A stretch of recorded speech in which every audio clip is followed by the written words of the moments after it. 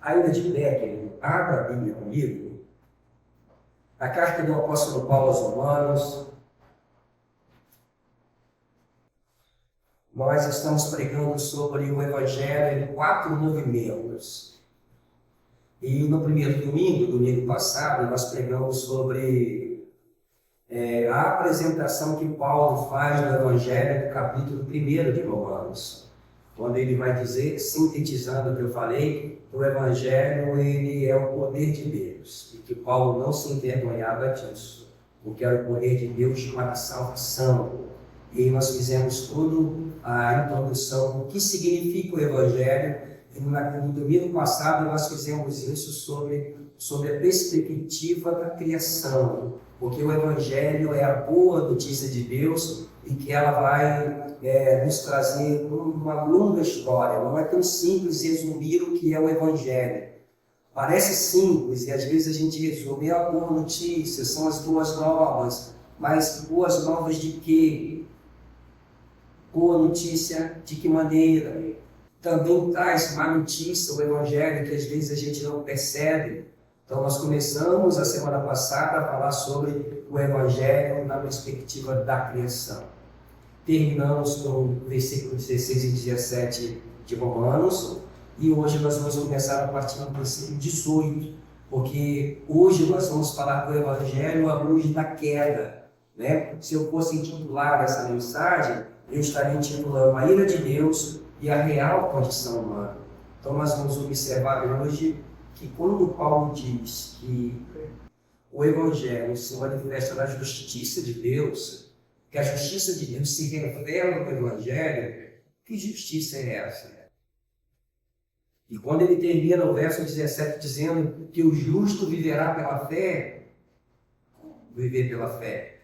Então nós vamos continuar hoje, porque Paulo vai levantar um argumento muito poderoso da razão do Evangelho, da necessidade do Evangelho, do porquê do Evangelho. E a primeira coisa que ele vai citar é por conta da ira de Deus. Então nós vamos entender hoje o porquê que a ira de Deus está presente sobre toda a impiedade e toda a injustiça. Verso 18, te convido a fazer a leitura comigo. Diz assim o texto: a ira de Deus se revela do céu contra toda a impiedade e perversão. Impiedade e perversão dos homens que detêm a verdade pela injustiça. Porquanto o que de Deus se pode conhecer é manifesto entre eles, porque Deus o manifestou. Porque os atributos invisíveis de Deus, assim como o seu eterno poder, como também a sua própria divindade, claramente se reconhecem desde o princípio do mundo, sendo percebido por meio das coisas que foram criadas. Tais homens são, por isso, indesculpáveis. Porquanto, tendo conhecimento de Deus, não glorificaram como Deus, nem lhe deram graças, antes se tornaram nulos em seus próprios raciocínios, obscurecendo-lhes o coração insensato. Inculcando-se os sábios, tornaram-se loucos, e mudaram a glória de Deus incorruptível em semelhança da imagem de homem corruptível, bem como de aves, quadrúpedes e répteis. Por isso Deus entregou tais homens à imundícia, pelas concupiscências do seu próprio corpo, do seu próprio coração, para desonrarem o seu corpo entre si. Pois eles mudaram a verdade de Deus em mentira, adorando e servindo a criatura em lugar do Criador, o qual é bendito eternamente. Amém. Por causa disso, os entregou Deus às paixões infames, porque até as mulheres imitaram o modo natural de suas relações íntimas por outro, contrário à natureza. Semelhantemente, os homens também, deixando o contato natural da mulher, se inflamaram mutuamente em sua sensualidade, cometendo torpeza, homens com homens, e recebendo em si mesmo a merecida punição do seu erro. E por haverem desprezado o conhecimento de Deus, o próprio Deus os entregou uma disposição mental reprovável para praticarem coisas inconvenientes, cheio de toda injustiça, malícia, avareza e maldades, possuídos de inveja, homicídio, contenda, dolo e malignidade, sendo difamadores, caluniadores, aborrecidos de Deus, insolentes, soberbos, presunçosos, inventores de males, desobedientes aos pais, insensatos, pérfidos, sem afeição natural e sem misericórdia. Ora, conhecendo eles a sentença de Deus, de que são passíveis de morte, os que tais praticam, não somente as fazem, mas também aprovam os que assim procedem. Esse é o texto da palavra de Deus que nós vamos nos debruçar por um pouco de tempo nessa manhã. Senhor, muito obrigado, Deus, pela tua palavra. Que o teu Espírito Santo possa iluminar a nossa compreensão e que possamos sair daqui sendo enriquecido pela exposição desse texto. Amém. Fala conosco em nome de Jesus. Amém. Amém. Podeis assentar.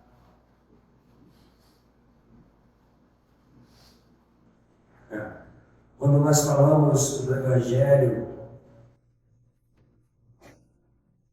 muitos de nós pensamos em soluções, consolo, esperança e restauração.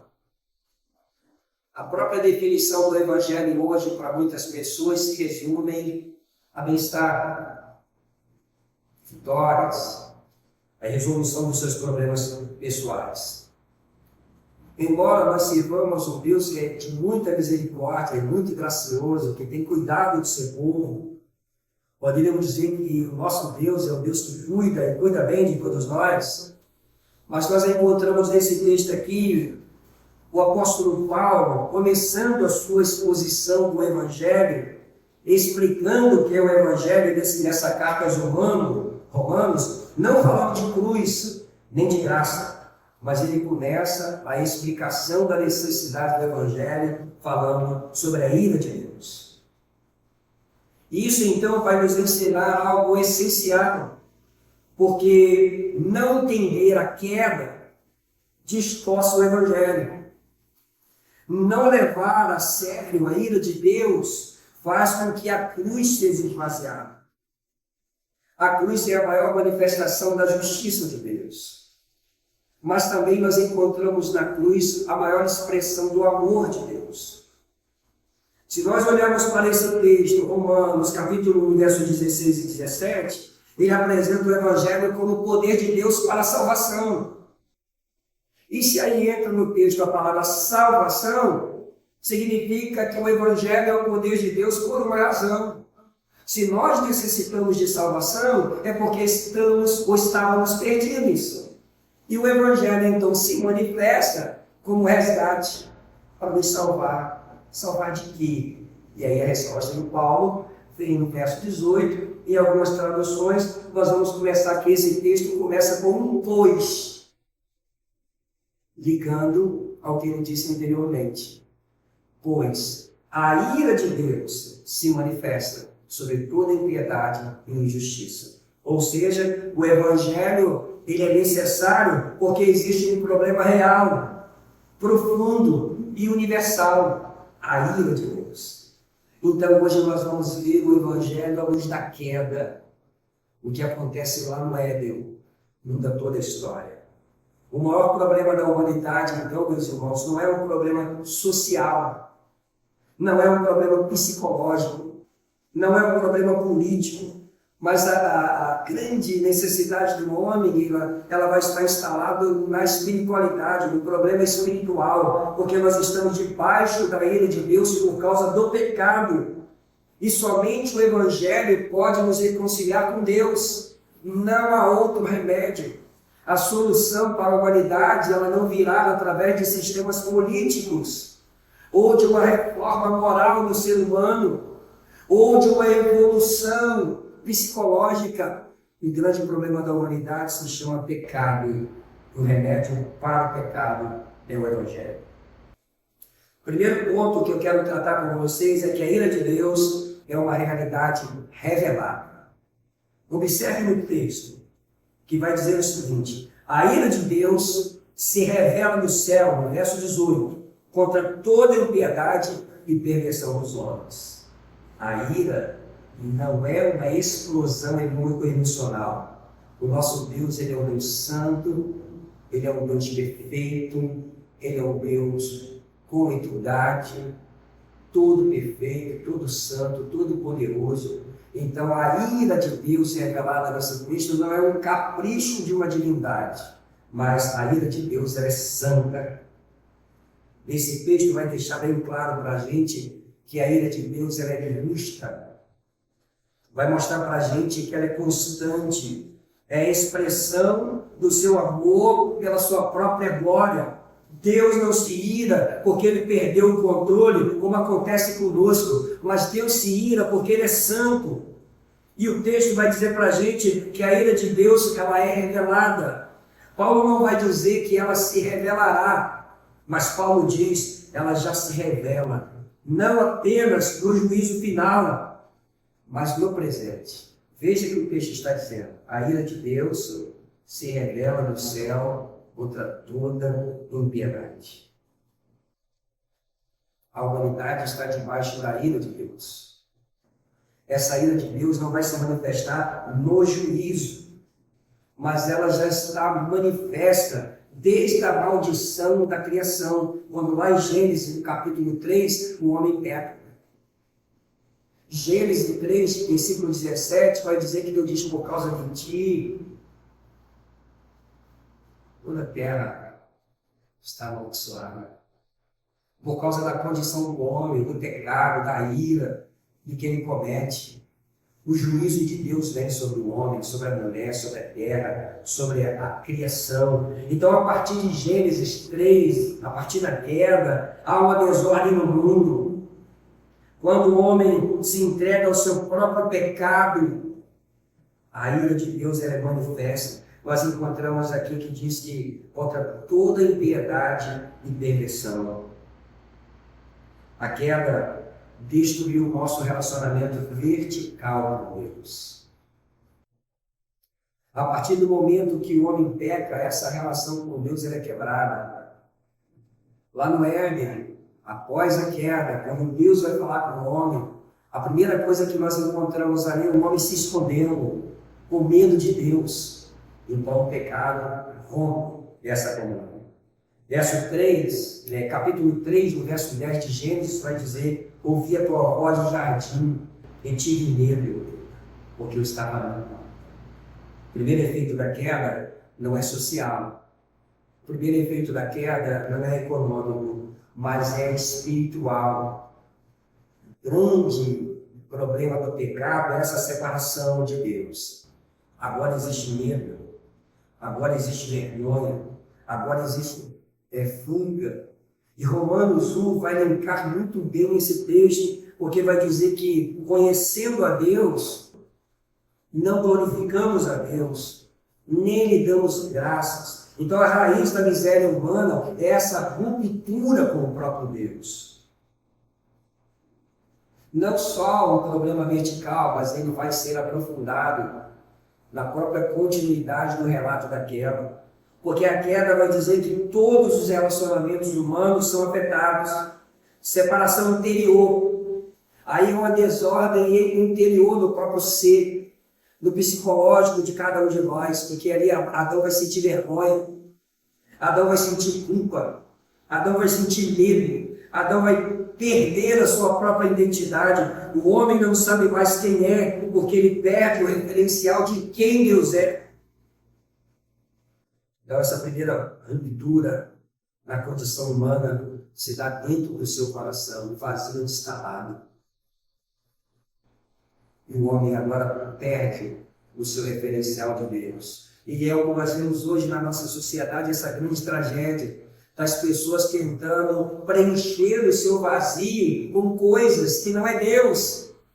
E eles vão atrás de prazeres, diversões. Eles vão atrás de drogas, mulheres, e a sociedade cada vez mais se afundando nos seus pecados e cada vez mais longe de Deus, querendo resolver o seu problema, mas esse problema não é algo que possa se resolver com nada que existe nesse mundo, a não ser com o próprio Deus. Na queda, nós vimos instalado a separação social. Porque a primeira coisa, quando Deus vai falar com Adão, Adão vai culpar a Eva. Eva vai acusar a serpente. E aquilo que era um ambiente perfeito para o casal vai se transformar em conflito. Desde o Éden, nós sofremos as consequências dentro dos nossos lares, nossos casamentos, nossos relacionamentos, pai, filhos, familiares. E aí Paulo vai escrever isso muito bem, porque ele vai dizer no capítulo 1 de Romanos que a sociedade, a humanidade, ela é marcada por inveja, por ódio, por violência, por orgulho, por falta de misericórdia. Está aqui. Esse texto que nós lemos hoje traz um retrato da nossa condição, da condição da humanidade caída, perdida diante de Deus.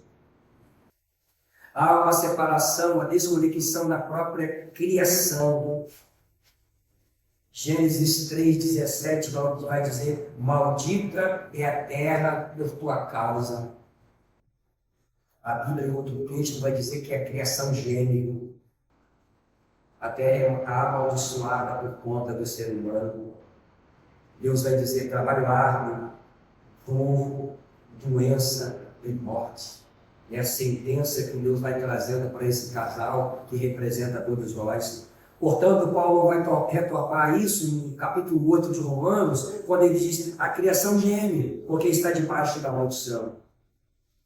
Então, o que nós fazemos a constatação nessa manhã, meus amados? Que o maior problema não é o problema horizontal, que é mais fácil de nós vermos. Nós vamos ver, por exemplo, as pessoas acusando a Deus. Se Deus fosse bom, crianças não morreriam. Se Deus fosse bom, não haveria guerras. Se Deus fosse bom, justo, o mundo não estaria desse jeito, porque é mais fácil da gente ver. Mas o grande problema é vertical. Porque essa quebra de relacionamento com Deus é que vai causar tudo isso. Então nós precisamos ser muito claros. O mundo tenta resolver pobreza sem tratar de pecado, racismo sem tratar da queda, violência sem tratar da rebelião de Deus. E aí Paulo vai afirmar para a gente: todos os problemas humanos são sintomas de uma doença maior. Qual é a doença maior? A causa da separação de Deus. Sem reconciliação não há paz verdadeira. Sem reconciliação não há justiça duradoura. Sem reconciliação não há restauração completa. E aí é que Paulo entra com esse caos, argumentando sobre todas essas questões, sobre a necessidade do Evangelho. Porque se existe a ira, se nós reconhecermos a ira de Deus, o Evangelho não será tratado como autoajuda. Hoje as igrejas estão cheias de pregadores que vão pregar sobre autoajuda.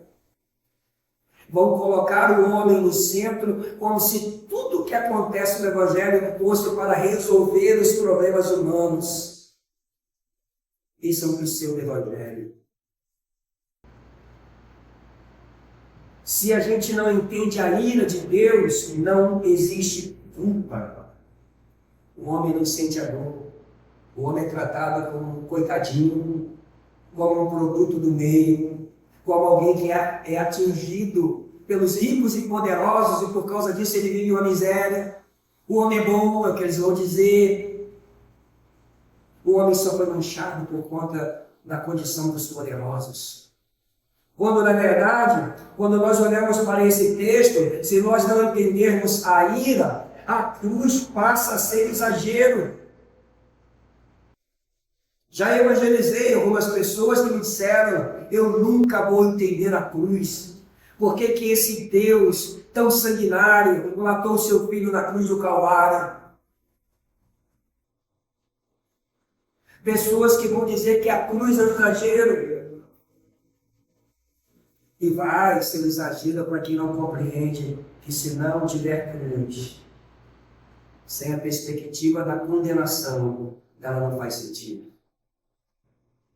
Cristo morre na cruz como um grande resgate.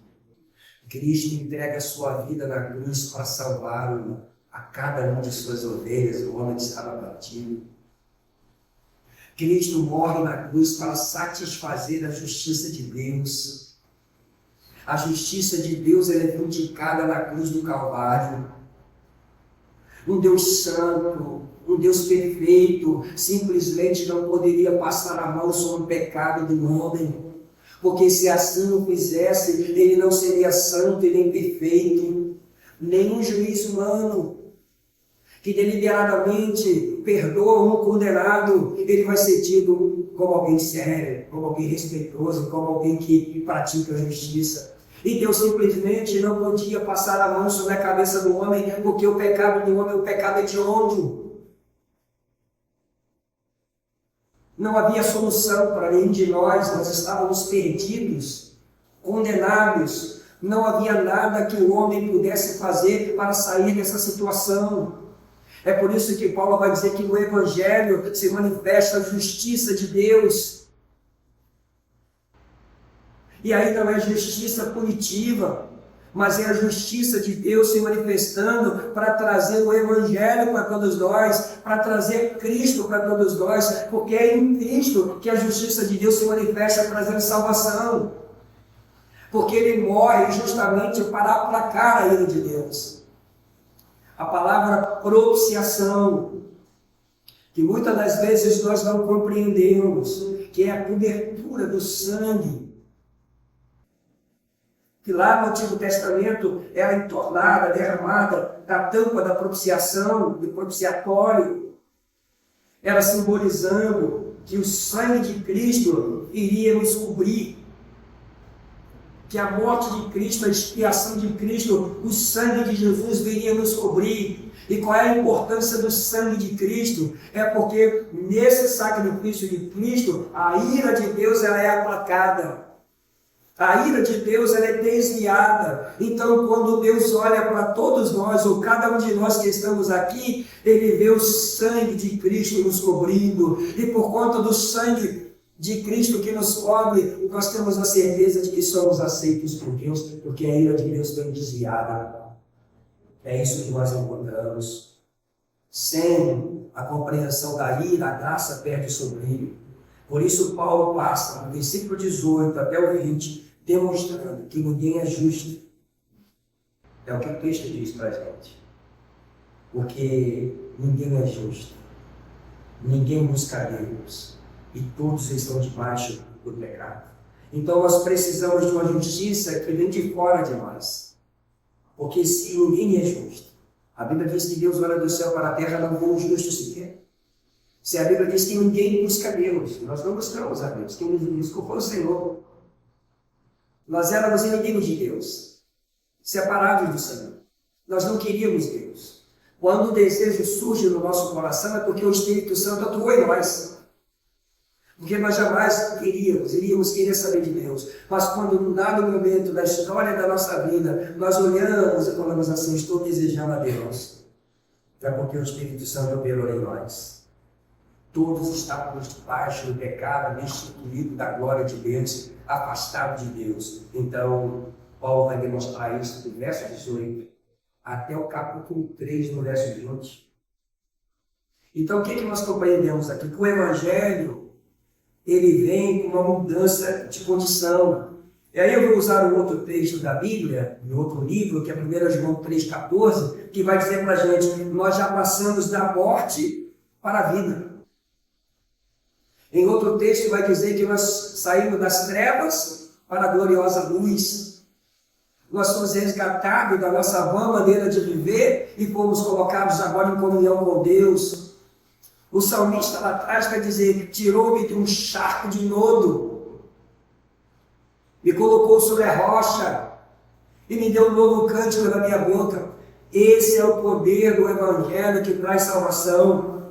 O Evangelho não é uma reforma moral, não é um processo moral. O Evangelho não é uma melhora gradual. O Evangelho não é um ajuste de comportamento. Mas o Evangelho é uma mudança de estado diante de Deus. Nós passamos da morte para a vida, de condenados para justificados, de inimigos para reconciliados, de mortos para vivos. Esse é o processo do Evangelho na nossa vida, por isso que ele é tão necessário. Não é algo religioso, não é simplesmente pertencer a uma igreja evangélica, uma denominação. Lembra lá no Éden, quando eles pegam e que eles vão pegar para si folhas e vão cozer e vão tapar as condensas? O Evangelho não é isso. Moralidade, religiosidade, filosofia, ter um nome escrito no hall de membro de uma igreja. O Evangelho não é isso. O Evangelho é algo muito mais profundo. Tanto que Deus rejeita aquelas vestiduras, aqueles vestimentos, e Deus vai matar o animal, vai tirar a pele daquele animal para cobrir a nudez do homem. Aquele primeiro sacrifício que é vislumbrado por todos nós representa Cristo. Deus está dizendo, haverá um dia em que o inocente vai morrer pelo justo. E foi isso que aconteceu. O justo justificando o injusto. Irmãos, que obra graciosa de Deus é essa? Que pega cada um de nós sem merecermos, atolados no nosso pecado, homens e mulheres miseráveis, separados de Deus, que não queriam nada a ver com Deus, nada a saber de Deus, mas a Bíblia diz que Ele demonstra o seu amor por nós, sendo nós pecadores. Ele morre para salvar a nossa vida e nós éramos inimigos. Paulo vai dizer que alguém poderia aventurar-se dar a vida por alguém justo, mas pelo injusto jamais. Mas Cristo morreu pelo injusto.